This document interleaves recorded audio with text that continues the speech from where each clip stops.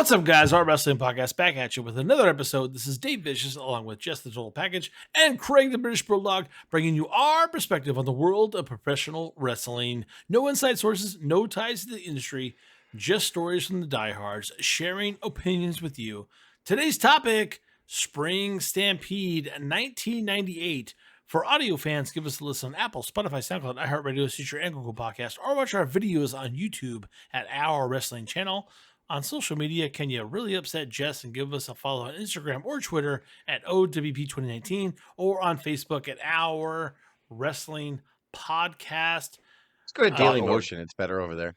Daily Motion's fun. It's fun. Jess, other than the date of April, why are we doing Stampede? Well, because we were doing the 2013, the 10 year ago, March to WrestleMania in WWE, but they skipped a pay-per-view because they had WrestleMania in early April 10 years ago. So in 2013, and then the next pay-per-view is in May, which I believe is Extreme Rules. So I had to skip it. So I was like, well, I want to do a pay-per-view in April. Let's go back to WCW and let's do Spring Stampede. We did Spring Stampede 94, which was the original one. And now I wanted to do 98 because this is kind of when WCW started to, they had just lost the 83 Weeks title right before this pay-per-view. I want to say it was April 13th. Wonder why they lost. That's weird. Yeah, it was when they lost. So it was right before this pay-per-view is when they were lost trying to put some in butts in seats, Craig, you know. Oh. No, they were a well-oiled machine at this point. So, but by the way, make no mistake about it, the 1998 was a banner year for WCW. It was the most profitable year WCW ever had, and WWF as well was on fire. So here in 1998, I remember it, and we'll never see this again. Both promotions were on fire. I mean, if WWE would win the ratings here, it would be like a 4.4 to a 4.2. Like, both shows are getting in the fours. That's insanity. Like, I remember this time, and we will never see this time again. I miss it, but at the same time, hopefully we're getting back to not competition, but, you know, wrestling being a little bit hot again. Yeah, man, like back here, I felt by watching the show that there were some good things, but I felt like WCW was scrambling at this point. You know, Vince and Austin were hot. WrestleMania 14 was in the rearview mirror. Austin was crowned as champion, and that was all brand new. And so people started switching over more to WWF at this point. And but WCW was still hot. So the date is April 19th of 1998. We're in Denver, Colorado at the Denver Coliseum. Our attendance, surprisingly, is 7,428. 7,000. I don't know why people. It seemed like it was bigger. It just seemed bigger. Yeah, they were excited. I don't know why they would run small venues like this. Like, they had been successful since 1996. So why in the fuck would they ever run a venue where, and it was a sellout. I mean, they were hot as shit. Like, yeah. I mean, I bet I don't know if they were doing these leases at the time where WWF booked like where the Nuggets play. So they have to do the B arena in the city. Could be, yeah. So it's like, and they wanted to put the influence in that town. That's a very good point. That's what I think. And they were doing so much show, you know, they had a pay-per-view every month. They had 3-hour Nitro, 2-hour Thunder. It's like they're just trying to, but that's a good point. That's a really good point. Real quick too here, WWF heavyweight champion here, Stone Cold Steve Austin. Woo! WWF Intercontinental Champion was The Rock. WWF Tag Team Champions were the New Age Outlaws, and the WWF European Champion was Triple H. WWF was coming on pretty strong, like at this point. Mm-hmm. Yep. Our tagline is the biggest, the baddest, and no bull. Stupid. So fucking stupid. Just stop it. You love WCW it. can never get their marketing right. Our commentators are Tony Schiavone, Bobby Heenan, and Mike Tenay. Our interviewer is Gene Okerlund, and our ring announcers are Michael Buffer, probably for one. And then David Penzer was our kind of primary ring announcer. So, Jess, would you like to get into match one? Let's do it. Let's do it. Match number one, Goldberg defeats Saturn with Kidman in attendance in a singles match in 8 minutes and 10 seconds. My only question is, why did it take so long? So it was Goldberg's first lengthy match. The stipulation on this too, real quick, going into it, if the winner of this match would get a shot at the United States Championship the next night on Nitro, and there was a U.S. title match later in this card, so the story will unfold. So whoever won this match would get a U.S. title shot the very next night on Nitro, and that was a little stippy. And what you were saying, Craig? Go on. Yeah, Goldberg was 73-0 at this point, and this was the first time you'd seen him probably wrestle for an extended period of time. So it actually, rather than just this 30 was his seconds first match jackhammer, that somebody and on pay-per-view as well. Yeah. And the crowd fucking was into him already. Like it was just, you could say what you want about him, but holy shit! And this match wasn't perfect at all. I'll start off. I gave it a solid C. I thought I would hate this match more, but Saturn's really good. Goldberg stood on the second rope and press slammed Saturn. That's insanity. Like that, I saw that. I was like, oh my God. And when he gave him the jackhammer, he put him up like in the, the fireman's carry, like Brock does with the F5. And then he fucking powered him up into the jackhammer and jackhammered him. He was freakishly strong, but Saturn absolutely held Saturn's no small man. Like straight up. Saturn held this match together. That finishing move started in the rings of Saturn, and then he stood up with him, posted him on the shoulders. He almost screwed it up. He kind of flubbed it a little bit, but it's still the power was impressive. And he actually did it, and he jackhammered it. So starting Rings of Saturn ended up just being jackhammered from it. Forever and green. When he speared Kidman, he almost killed Kidman because Kidman's head came an inch away from the bottom rope because he speared him closer to the corner. And Kidman, when he bumped, almost fucking caught the back of his neck on the bottom rope, like very close. Like I was like, oh, Jesus, man. Like the crowd was ape shit for Goldberg. I mean, there was no question. How'd you grade it, Greg? I gave it a C+. Now he's got him up. He's gonna put him in a jackhammer. Yes. 74 Monday night. I can't wait. It was brute power. It was nothing but strength that won that match. You're right, 100%. That powered out of the rings of Saturn, that got him up on his head and sent him down with an incredible jackhammer maneuver. The legend grows. And then my notes were that press slam off the turnbuckle was something you hadn't really seen before. And my note is he tries to kill Kidman. So he, 3 times Kidman tries to interfere in the beginning, and he just like a rag doll just destroys him. But didn't he throw someone outside the ring too and almost murdered them? I don't remember who he threw outside. He pressed someone. I think he throws Kidman at Saturn, in the. But yeah, all props to Saturn to carrying kind of this, and Saturn got a lot of offense in. It wasn't just Goldberg for 8 minutes. Goldberg was getting his ass handed for a little while. So yeah, I just had it nailed it perfect. It's like better than had any right to be, or better than you thought it was going to be. I thought I'd hate it too, and I didn't. There you go. Match number 2, Ultimo Dragon defeated Chavo Guerrero with Eddie in his corner in a singles match. It took 11 minutes and 49 seconds. This seems like it could have been a barn burner. Could have even opened the show up. What do you guys think? I give it a C+. I thought it should have opened the show. That's exactly my notes here. I thought it went a little too long, but it was a Nitro match. I would rather have seen either Eddie versus Ultimo, but Eddie was probably injured here. And if you're going to play that storyline where Eddie's pushing Chavo to, he's making him take on these famous cruiserweights to try to, do a thing, I'd rather this story develop on Nitro and then we get a pay-per-view blow off with Chavo versus Eddie. I'd much rather see that. But Eddie might have been injured here. I don't remember here in 98, but I just thought it was a Nitro angle. But I gave it a C+ because it was a solid match, and Chavo's excellent, and so is Ultimo. So, and the crowd popped for his finisher, his reverse choke. So, or the Dragon Sleeper, I think they called it. So C+. It's a little better than the first match, but I think Dave's right. Should have opened the show. I think the cruiserweights would have got him off. But it's not like they weren't hot for Goldberg. So I guess either way. Right. Dragon got him hooked. Dragon Sleeper. He's got it on him. Out of the Tornado DDT. And he's going to tap out. It's over. It's over. Look at Eddie. Dragon is your winner. Eddie is not a happy family member. No, he's not. He is not at all. But that should not take away from what I thought, guys, was a ultra competitive match between Chavo Jr. and the Ultimo Dragon. Yeah, I gave it a B-.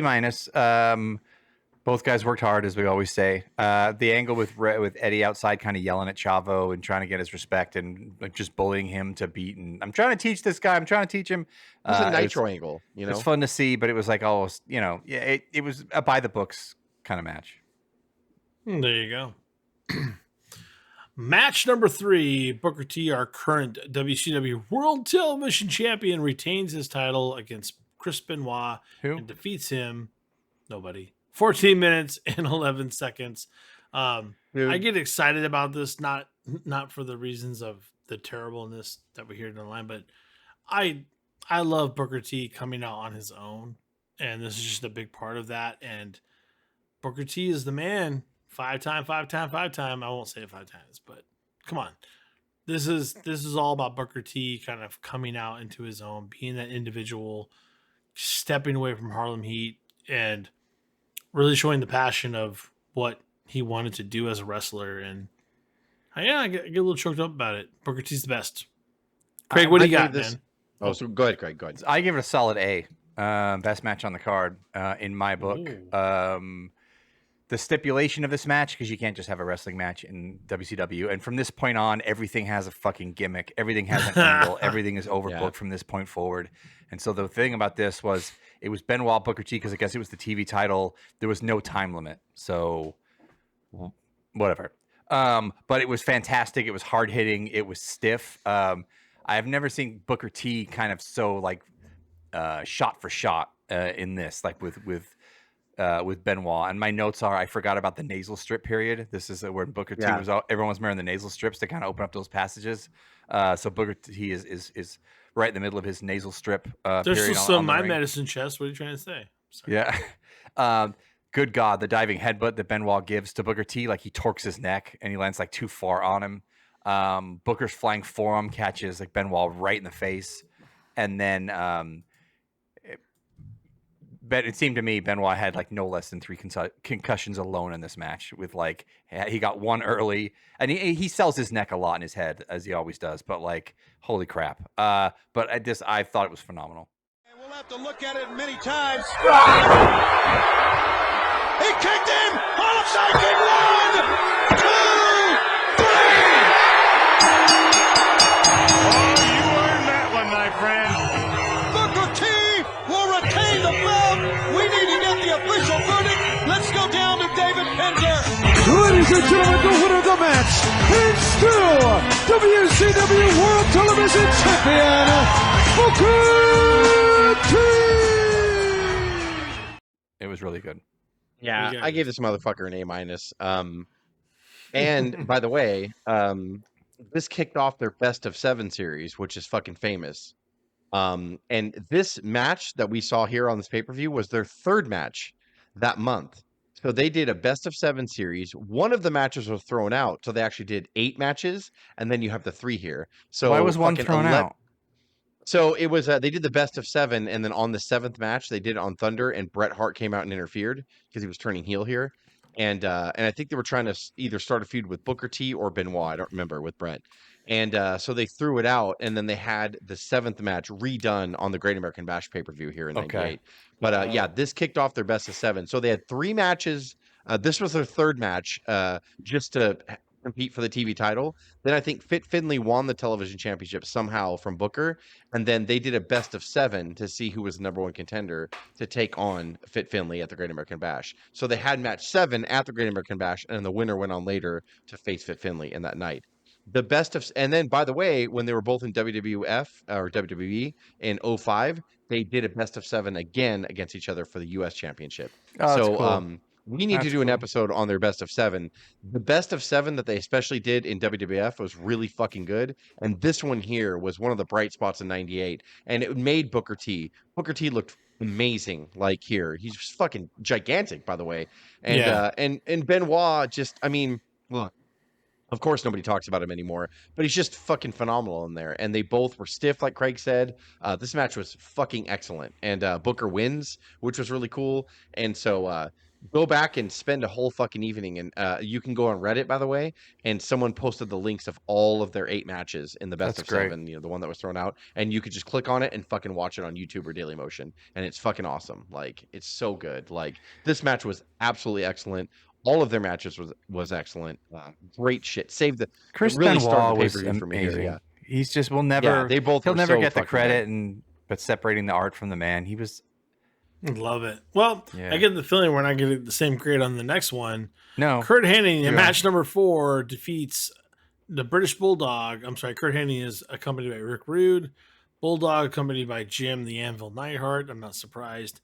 It's a 4-minute, 48-second match. Is it too long, Craig?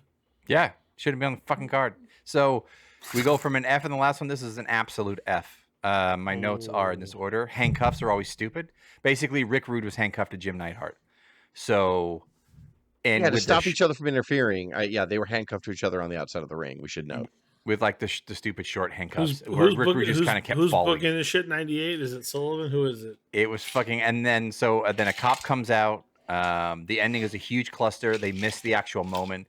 You miss the Henning pins Bulldog, and he doesn't even need the rest of the cluster ending, which is basically an officer comes out, Neidhart's choking an officer, and Rick Rude is undoing the handcuffs to get free of the handcuffs, and it turns out that it's Vincent, aka Virgil.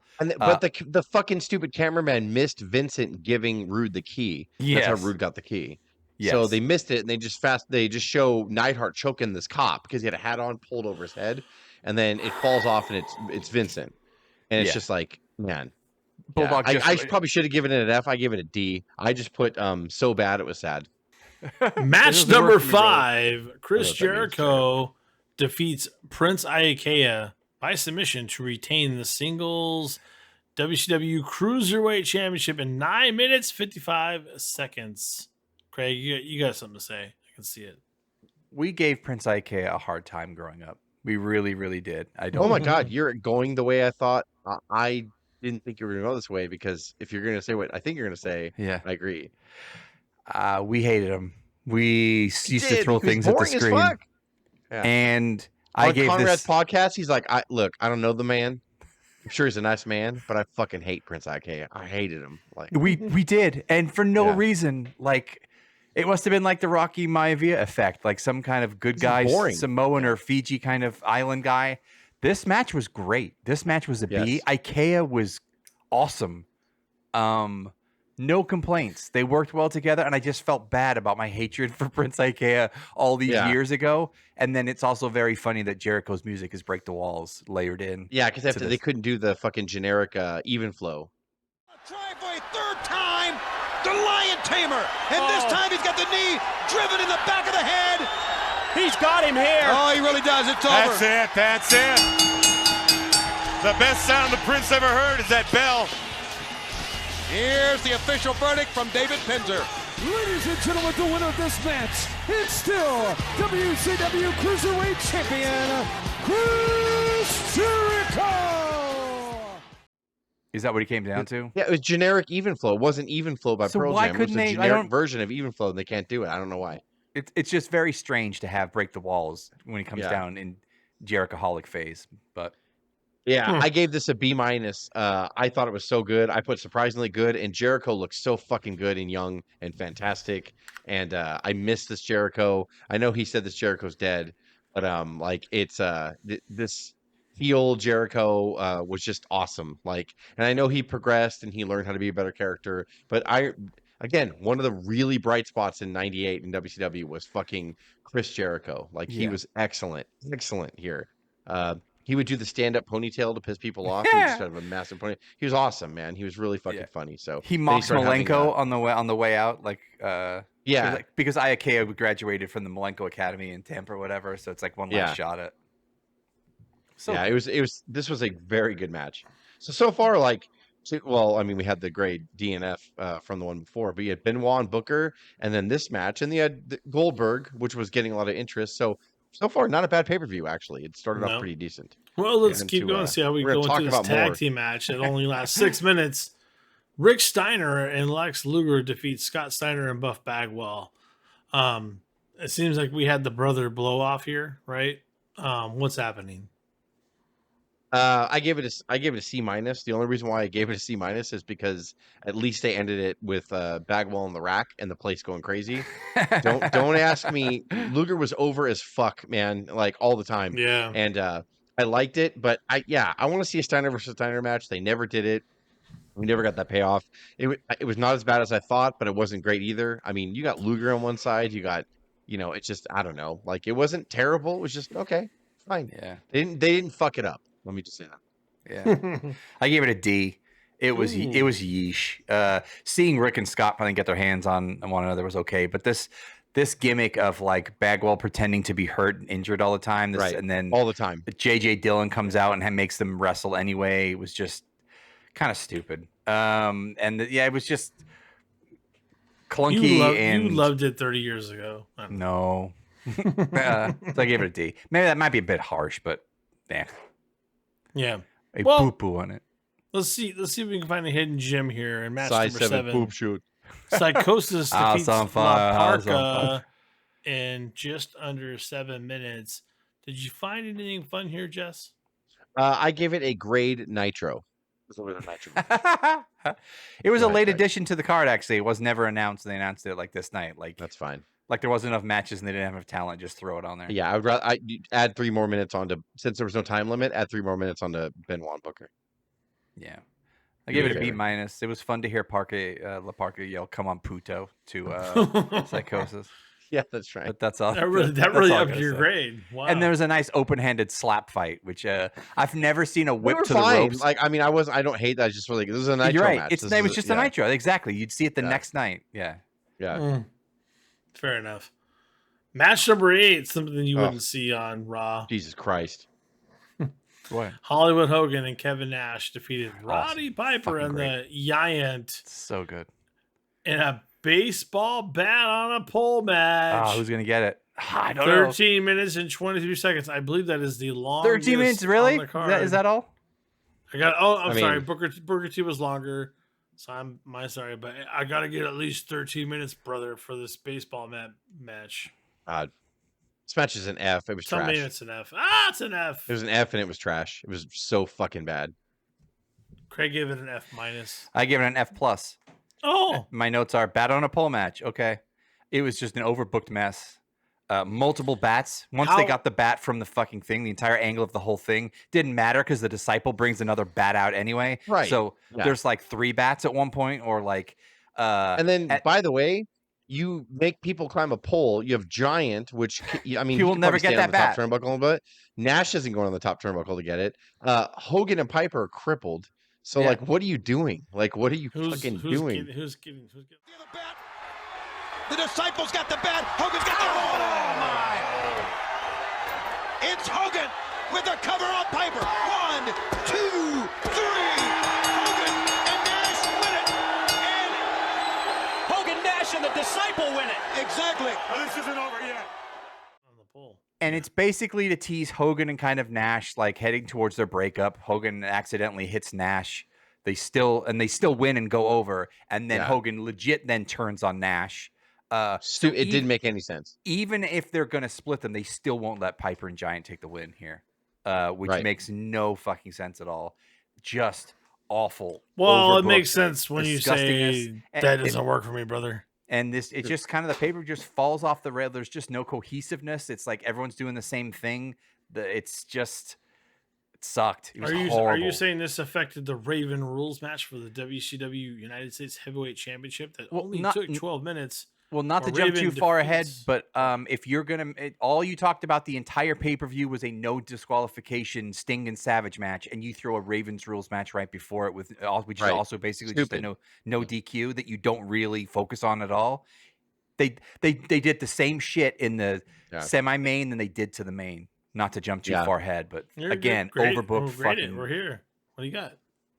I gave it a B. I mean, sorry, even though it was overbooked, it was still fun to see DDP and Raven go at it. And despite the kind of cluster, like it might be too much, too good of a grade, but I love DDP. Got a heart for him, and to see him and Raven go at and beat the shit out of each other, even though there's a lot of run-ins and I don't know what the fuck was going on, I gave it a B. It was all Raven's flock. I gave it a B too. Raven was not used right, but only Paul Heyman, I think, knew how to use him. But I remember they also had a triple threat match with DDP, Raven, and Benoit that tore the fucking house down too around this time later. They always had good chemistry, Raven and DDP. This was a really fun match, and a lot of false finishes, which was really fun. You didn't see that back in '98. Go ahead, Dave. Is this also setting up DDP to eventually beat Savage for the title, or just beat Savage eventually? Because no, DDP didn't win the title until a year later. Literally a year later, he won it at Spring Stampede '99 is when he won the title for the first time. I just wonder why he's dropping the title at this moment. Sorry. Yeah, no, all they did after this was prime him. Goldberg would win the title in the summer against Hogan, and then he would take on later in the year in October. He would take on Goldberg at Halloween Havoc. But yeah, DDP did not win the heavyweight title until 1 year after this pay-per-view. Who in the world?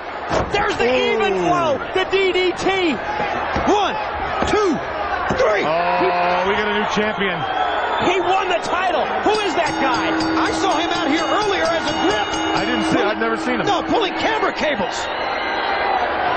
Ladies and gentlemen, the winner of the match and new WCW United States Heavyweight Champion, Relive. He's got a Spring Stampede crew shirt on. Wow. That was wild.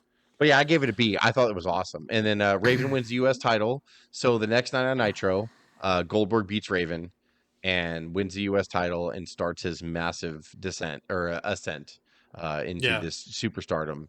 And I remember this whole interaction for some reason. It sticks in my brain. Good stuff.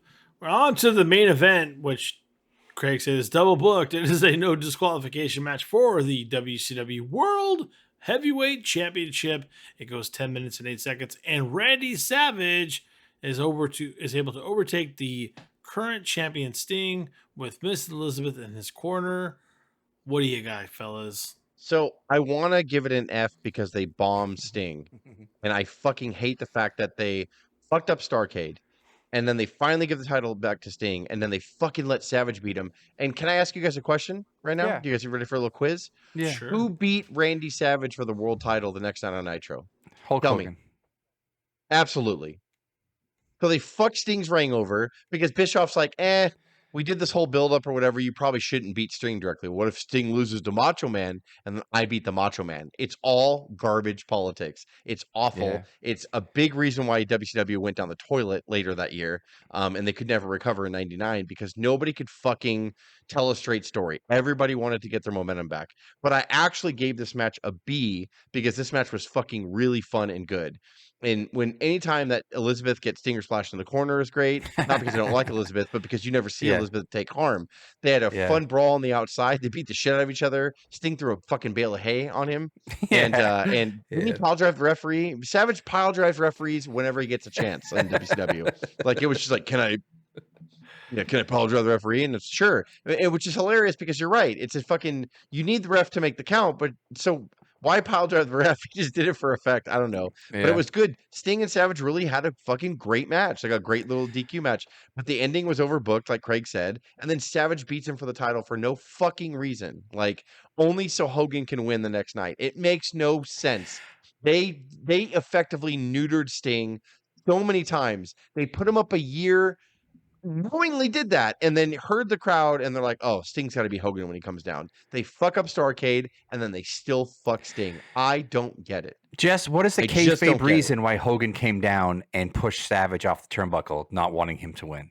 He was feuding with Savage as well. I think they fought each other the month before, so it was all part of the NWO dissension. And then Nash comes down and sides with Savage, because eventually, I think shortly after this, they formed the NWO Wolfpack.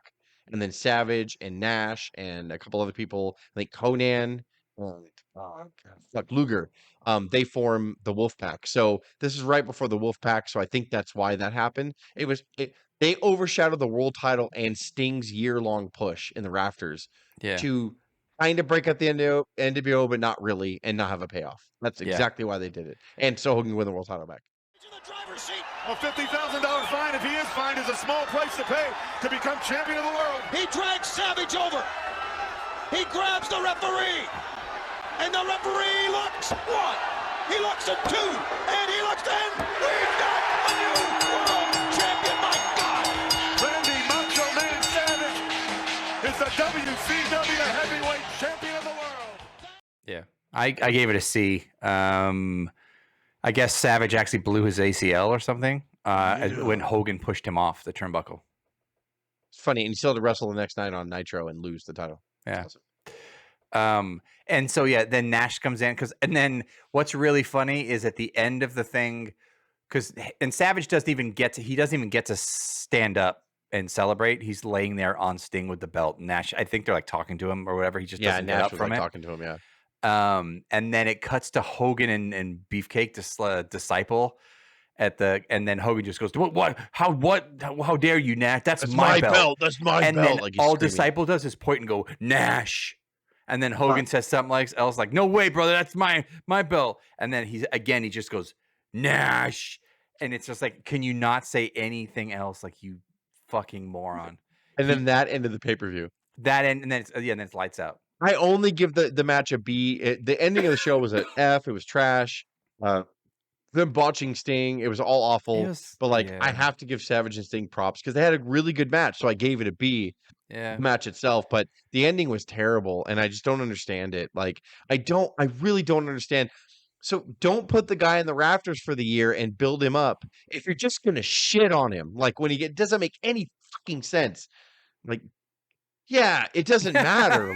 Holy shit. I mean, I know you're saying the same thing that I'm saying, but it's fucking unreal to me. It's unreal. They just fucking blew it, man. God damn it. There were some really nice shining stars in here. But it also lets you know exactly how much trouble they were in and because their main event storylines were not paying off and they were old and rehashed and it was bad. Just running. The wrestling on this, I give it a C plus B minus, same as Craig in that same area. There's a couple matches, Jericho and Ikea, Benoit and Booker, and even just the pop for Goldberg, it was something special to see. So there was matches worth watching.